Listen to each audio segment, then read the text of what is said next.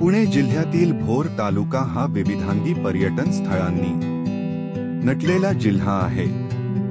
या भोर तालुक्यात खुद्द भोर शहरापासून अदमासे 13 किलोमीटर अंतरावर आंबवडे या गावात नागेश्वराचे एक अतिशय प्राचीन शिवमंदिर आहे।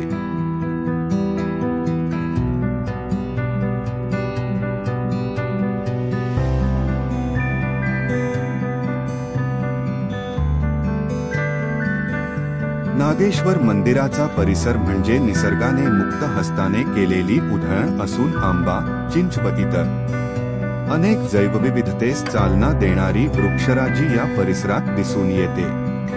कुठल्याही ऋतूत येथे आल्यास आल्हाददायक हवा ही तुम्हाला मिळेलच अशी सुविधा निसर्गानेच करून ठेवली आहे।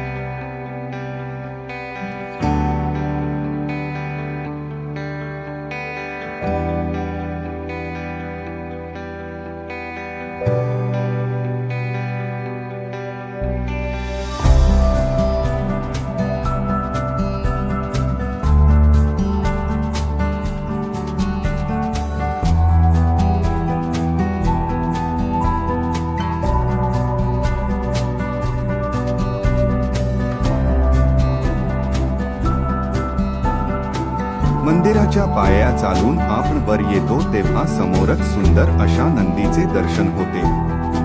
हा नंदी भव्य आहे। येथून आपण मंदिराच्या सभागृहात प्रवेश करतो।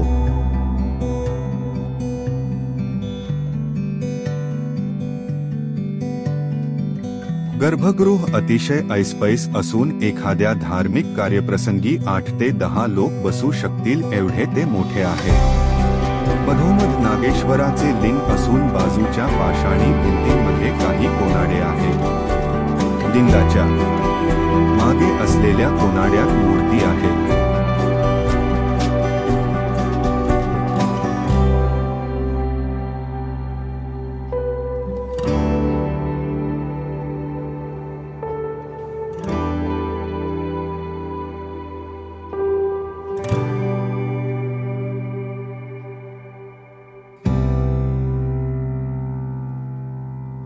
भोर संस्थानाचे अधिपती रघुनाथ शंकरराव पंडित पंतस्चिव यांच्या कारकिर्दीत हा पूल बांधला गेला।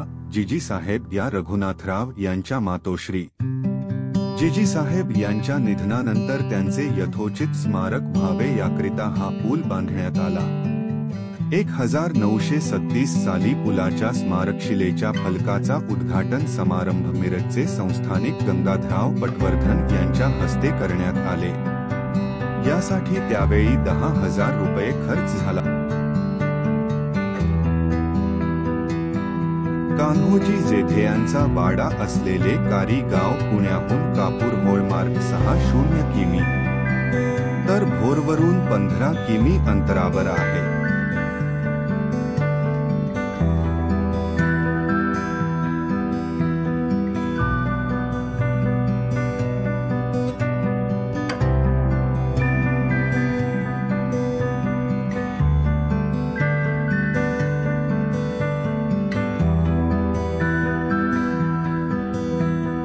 कान्होजी जेधे यांचे 13वे वंशज यशवंत आबासाहेब जेधे येथे वास्तव्यास असून आमची त्यांच्याशी भेट झाली।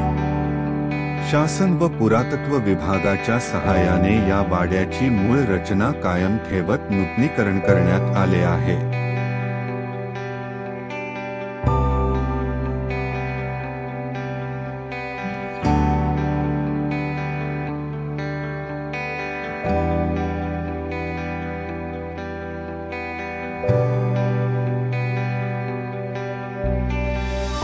कान्होजी जेधे यांच्या वंशजांनी आजही जपून ठेवलेले तांब्या पितळीची भांडी आणि त्यांचे चिलखत व काही शिवकालीन तलवारी पाहायला मिळतात।